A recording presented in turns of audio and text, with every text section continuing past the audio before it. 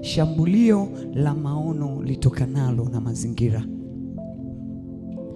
Maono ni nini? Maono ni picha halisi ya hatima inayotarajiwa, au ni ndoto ya mambo ya mbeleni. Manake kila mtu anayo maono. Ni the true image of the future. Lakini ni image ulionayo.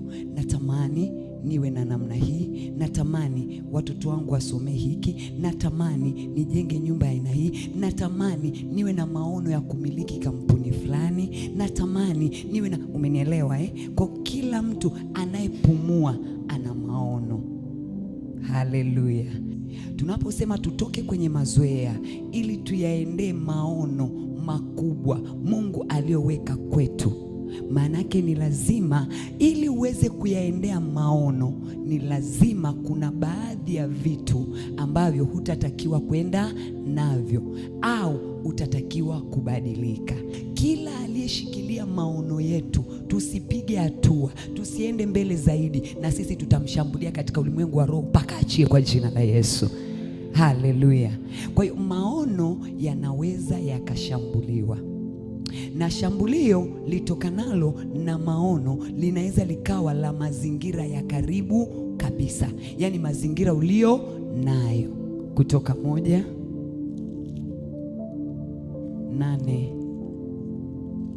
na kuendelea linasema, basi akainuka mfalme mpya kutawala Misri, asiyemjua Yusufu. Akawaambia watu wake, angalieni, watu wa wana wa Israeli ni wengi, tena wana nguvu kuliko sisi. Haya, na tuwatendee kwa akili, wasije wakaongezeka. Tena ikitokea vita, wao nao wasije wakashikamana na adui zetu na kupigana nasi na kutoka katika nchi hii. Haya basi, wakawaweka wasimamizi juu ya hao, wawatese kwa mizigo yao, na wakamjengea Farao miji ya kuwekea akiba, Pithon na Rameses. Lakini kwa kadri walivyowatesa ndivyo walivyoongezeka na kuenea.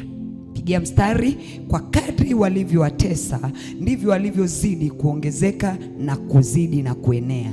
Neno la Mungu linatuonyesha hii ni shambulio ya maono itokanayo na mazingira haya. Mazingira haya ni yale waliokuwa wana wa Israeli, si ndio Mfalme asiyemjua Yusufu, ambaye hakuwa na agano na Yusufu. Unakumbuka kwamba wana wa Israeli walienda kule Misri kwa sababu ya ndugu yao, kaka yao aliyeitwa Yusufu. Sasa basi, katika kiti cha Farao, sio Farao mtu aitwi Farao, ni kiti cha Farao. Haleluya.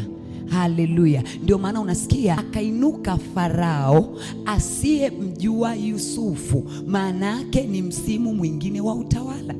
Huyu Farao akipiga mahesabu yake akasema, hapa ndani kwenye hii nchi, kwenye Misri, tuna watu wa kabila hilo 2 na makabila mengine, lakini kabila kuu ni 2. Wako hawa wa Misri, lakini wako hawa wa Ebrania ambao ni wa Israeli waliotokana na Yusufu. Kuna mtu ananielewa?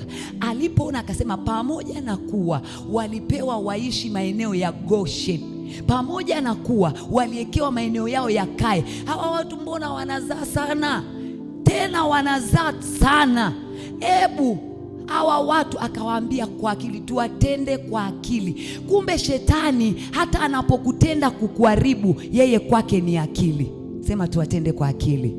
Just imagine akili ya Farao ikaenda strategically, ikaenda kimkakati. Alikuwa na mpango mkakati, au tunaita strategic plan.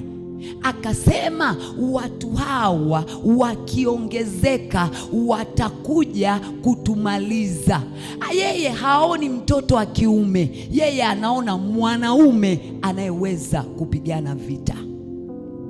Wakati wewe unaona biashara yako ni jambo dogo tu, jambo naanza, tunajaribu tu kupika msosi hapa niuze, najaribu tu mama ntilie hapa, najaribu tu kuuza nondo hapa na hardware. Kuna mwenzako katika ulimwengu wa roho ameona huyu akiuza nondo hapa atastawi, atakuwa mkuu, ataenea. Wanaanza kukupiga vita toka mbali.